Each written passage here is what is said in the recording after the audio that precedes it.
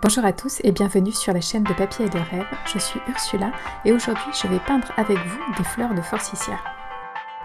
Et pour cette aquarelle, je vais utiliser une technique très particulière, c'est la première fois que j'essaye cette technique et je l'essaye avec vous et vous allez voir, c'est juste génial. Il va y avoir plusieurs étapes pour la réalisation de cette aquarelle et pour l'instant je commence avec un aplat d'aquarelle dans les tons jaunes. J'utilise l'or rouge aussi et le jaune de nickel azo. Mélangés ensemble, je trouve qu'on a des tons de jaune assez différents qui donnent un petit peu plus d'intérêt à cet aplat de jaune parce que je veux qu'il y ait du jaune absolument partout sur ma feuille, mais je ne veux pas que ce soit le même partout, je veux qu'il y ait des tons différents.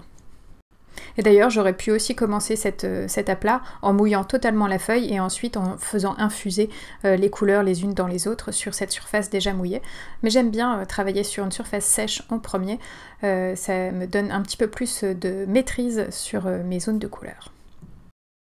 Et juste au dernier moment, avant de laisser sécher cette couche, je vais éponger quelques zones avec mon sopalin pour avoir encore un petit peu plus de texture et de zones avec des couleurs différentes et renforcer ces différences. Même si à la fin, on ne voit pas forcément la différence, je trouve que c'est tout de même un bon moyen pour ajouter un petit peu plus de texture et un peu plus d'intérêt sur cette première couche. Alors oui, cette première couche que je vais laisser sécher avant de continuer n'a pas grand intérêt finalement puisque c'est juste un aplat de jaune, mais vous allez comprendre par la suite ce qui va se passer et pourquoi c'est intéressant. Donc en ce moment, je prépare du blanc opaque que j'ai pu tester dans les dernières vidéos que vous avez vues. C'est un blanc de Schminke et il est extrêmement opaque et en fait c'est un blanc comme de la gouache, donc ça fonctionne à l'eau, ça n'est pas permanent puisque c'est sur le même principe que la gouache et je vais m'en servir ici pour masquer certaines zones. Comme je vous l'ai dit au début, je peins des fleurs de forsythia. Les fleurs de forsythia sont jaunes et j'ai envie de les peindre sur un fond foncé pour qu'elles se détachent bien et qu'on sente bien la lumière de ces fleurs. Donc ce que je fais en ce moment, c'est que je les peins mais en blanc avec la gouache. Je travaille toute la texture de la fleur, toutes les formes de fleurs avec la gouache, tout simplement, et vous allez voir par la suite ce que je vais en faire. Mais ce principe, en fait, me permet d'avoir un petit peu plus d'expression et un peu plus de travail de pinceau pour mes fleurs et leur donner un petit peu plus de vie. Et en fait, cette gouache blanche va me servir de masque, un petit peu comme le fluide de masquage, si vous connaissez, qui est un produit à base de latex et qui va protéger une zone de couleur. Ici, c'est la même chose. J'utilise la gouache comme un liquide de masquage.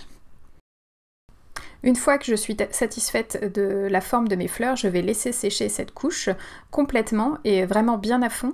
parce que comme j'ai mis des couches assez épaisses de gouache, il faut vraiment que ça sèche totalement avant de passer à la suite et la suite c'est justement ça.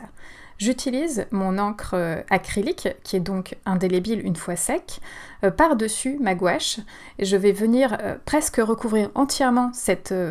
feuille avec cette encre acrylique.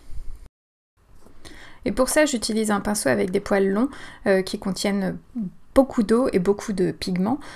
pour que justement je puisse avoir plus de liberté dans les mouvements de mon pinceau et avoir un petit peu tout ce côté hasardeux qu'apportent les pinceaux à poils longs. Et je ne réfléchis pas trop où je place l'acrylique, je veux qu'elle soit vraiment très présente, donc j'essaye juste de contourner grossièrement mes fleurs pour qu'il y ait de l'acrylique vraiment partout, et même par-dessus la gouache, et vous voyez que la gouache est un petit peu réactivée par l'acrylique, c'est normal, puisque l'acrylique contient un liquide, et donc elle va réactiver la gouache, et en plus j'ajoute de l'eau avec ma bouteille de spray d'eau, donc du coup la gouache se réactive un petit peu, mais ça n'est pas grave, parce que comme je vous l'ai dit tout à l'heure, j'ai mis une couche épaisse et donc tous les endroits où il y a de la gouache, la couleur qui est en dessous va être protégée de l'acrylique et je n'ai qu'à jouer avec cette encre et en mettre le plus possible aux endroits où j'en ai besoin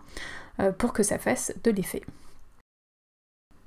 Je dois vous avouer que lorsque j'ai peint cette couche, je n'étais absolument pas sûre de moi et je ne pensais pas réussir exactement ce que je voulais, mais je me suis dit bon, on va y aller à fond, on va faire exactement comme je l'ai vu faire par d'autres artistes, et puis on va essayer, et si c'est raté, c'est pas grave, on fera un autre essai, et puis un autre, jusqu'à ce que ce soit bien. Et vous allez voir que cet essai est absolument magnifique, et je suis très très contente du résultat. Alors bien sûr, je ne suis pas du tout la créatrice de cette technique, j'en ai entendu parler par Angèle Affaire, qui réalise aussi des vidéos, mais en anglais, sur YouTube. C'est en partie grâce à elle que je fais aussi mes vidéos d'aquarelle. Et donc elle en a parlé il y a quelques années de cette technique, d'utiliser la gouache comme un liquide de masquage avec de l'encre acrylique. Et elle tient aussi cette technique de l'artiste John Lovett, qui l'utilise aussi. Et je vous mettrai les liens de toutes ces personnes dans la description. Mais il est temps de laisser cette couche sécher et je vous parle du matériel utilisé. Pour les pinceaux, j'ai utilisé un Escoda Aquario numéro 18 et un pinceau Escoda Versatile numéro 8. Pour les couleurs, je vais utiliser du bleu outre-mer, de l'or rouge aussi, du jaune de nickel azo, de la laque de Garance rose, et bien sûr de l'encre Liquitex acrylique en gris feutré, et de la couleur blanche opaque de Schminker. Et mon papier est un papier Arches en grain torchon. Et c'est ici que vous voyez toute la magie de cette technique. Alors je n'ai pas pu vous filmer l'étape où je retire la gouache, mais tout simplement je mets ma feuille sous le robinet et je viens essuyer tout doucement avec mes doigts les zones où il y a de la gouache blanche, et elle se dissout totalement et disparaît pour laisser place à la couleur que j'avais mis en dessous, donc mon mélange d'or rouge aussi et de jaune de nickel azo. Et je peux vous dire que quand le blanc a commencé à se dissoudre dans mon évier, pour laisser la place à cette couleur, et on voit vraiment très nettement tous les contours de l'encre acrylique, c'est absolument magique en fait, et je ne pensais pas du tout pouvoir réaliser un effet aussi précis en fait avec cette technique, puisque on voit tout à fait mes fleurs à ce niveau-là de mon aquarelle. Bien sûr je vais les mettre en avant avec un peu plus de détails, mais elles sont là, elles sont présentes, et je trouve ça absolument magique. Alors je pense que si on n'a pas cette encre acrylique, on peut tout de même essayer d'avoir le même effet en utilisant de l'aquarelle à la place de l'encre acrylique, mais peut-être que ça aura tendance un petit peu à se délaver tout de même lorsque on rince la feuille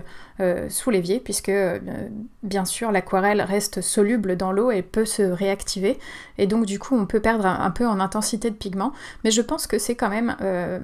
réalisable avec de l'aquarelle, et on n'est pas forcément obligé d'utiliser de l'acrylique. Mais bien sûr l'acrylique rend les choses un tout petit peu plus faciles. Alors ce que j'aime dans cette technique, c'est que par le fait que j'applique la gouache avec un pinceau qui est similaire à mes pinceaux aquarelles, je peux avoir beaucoup d'expressivité dans mes marques de pinceaux. Ça correspond beaucoup mieux à mon style, et je me sens beaucoup plus libre dans mes traits en fait, que ce que je peux l'être avec un liquide de masquage en latex, où il faut utiliser un pinceau qui nous plaît pas forcément beaucoup parce qu'on sait qu'il va mourir après ça, puisque le latex abîme énormément les poils et peut sécher à l'intérieur du pinceau, et votre pinceau est foutu, en gros. Donc cette technique est une alternative qui est bien sûr sans risque pour les pinceaux, à part pour l'acrylique, donc je vous conseille d'utiliser un pinceau en poil synthétique. Lorsque vous appliquez l'acrylique, ça le permettra de protéger vos pinceaux en poil naturel. Et ça me permet toute cette expressivité que j'aime dans la peinture des fleurs à l'aquarelle, et je trouve que c'est un mélange de médias qui fonctionne extrêmement bien, et j'ai vraiment hâte de le réessayer, et même avec le sujet de la semaine dernière, je pense que je pourrais faire des choses très très intéressantes. Et mon image est presque terminée, j'ai rajouté quelques détails sur les fleurs. Je leur ai donné un petit peu plus de couleur puisque bien sûr ma couche de base a été aussi un petit peu délavée quand j'ai passé ma feuille sous l'eau du robinet. Mais on sent totalement ce printemps, cette lumière propre au Forsythia et c'est ce que j'aime beaucoup dans cette aquarelle. Et cette vidéo est à présent terminée, merci de l'avoir regardée jusqu'au bout et j'espère qu'elle vous a plu. N'hésitez pas à aller faire un tour sur le blog pour plus d'informations sur cette image et dites-moi ce que vous en pensez dans les commentaires. À bientôt.